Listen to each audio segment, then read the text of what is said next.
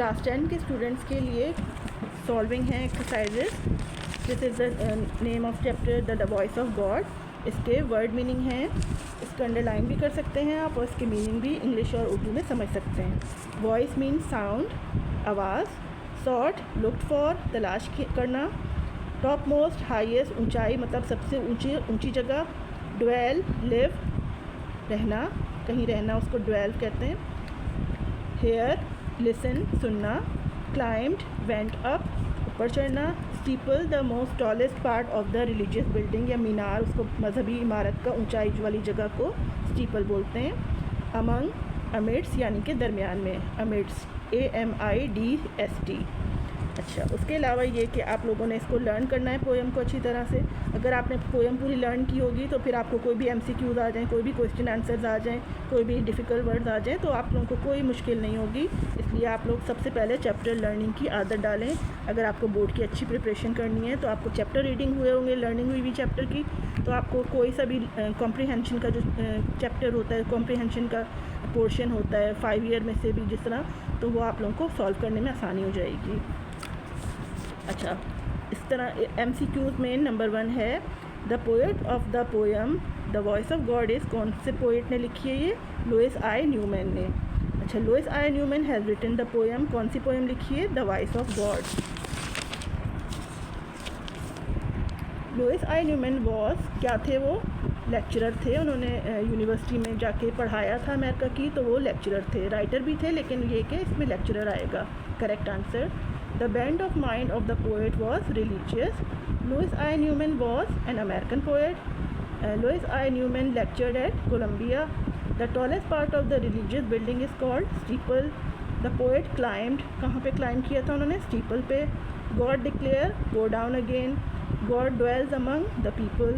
The voice of God is a religious poem. The poem The Voice of God teaches us tie with the people. तो ये लोगों के दरमियान रहने की सारी इन्होंने ज़ोर दिया हुआ इस बात पे। अच्छा, इंट्रोडक्शन आप पोएट का याद कर सकते हैं, वो बुक में आपके दिया हुआ है। अगर आपको उन्होंने क्वेश्चन किया कि इंट्रोडक्शन बताएं तो आप पोएट के बारे में, पूरा राइटर के बारे में उसकी मालूमात देंगे, वो याद की होनी है अगर आपने याद की है। इसके अलावा समरी है, सेंट्रल आइडिया है। The poet was desirous to hear the voice of God, this is the summary. Okay, so one day he climbed the tallest part of the religious building that he heard the voice of God, who said to him that he dwells among the people, so he should go down where he can find him. आप नीचे जाओ और फिर मुझे तलाश करो लोगों के दरमियान। Message और theme of the poem is that God loves and lives among the people.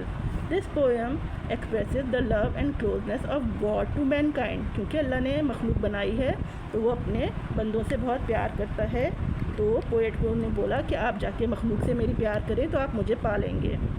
अच्छा, सेंट्रल आइडिया इसका क्या है? द मैसेज और central idea of the poem the voice of God written by Louis I Newman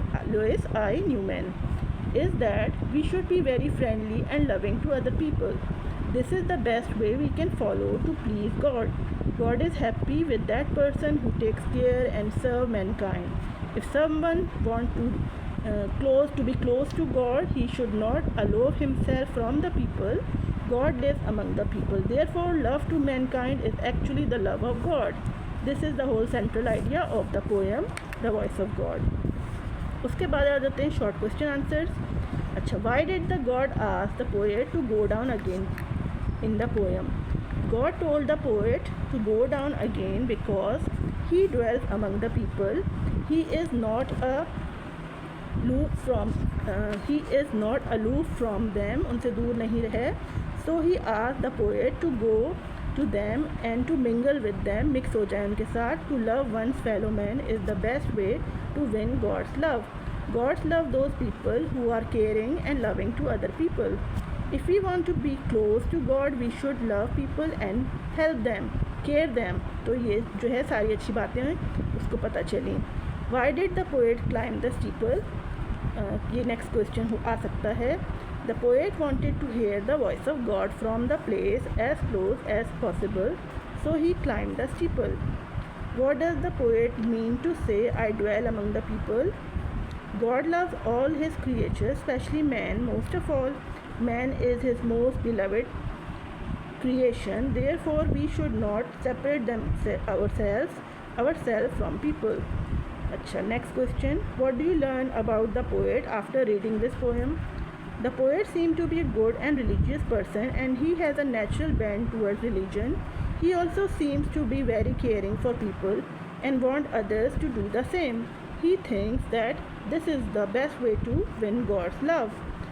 The next question. What is the message or central idea given through this poem? The message of the poem is that we should be very friendly and loving and caring to other people.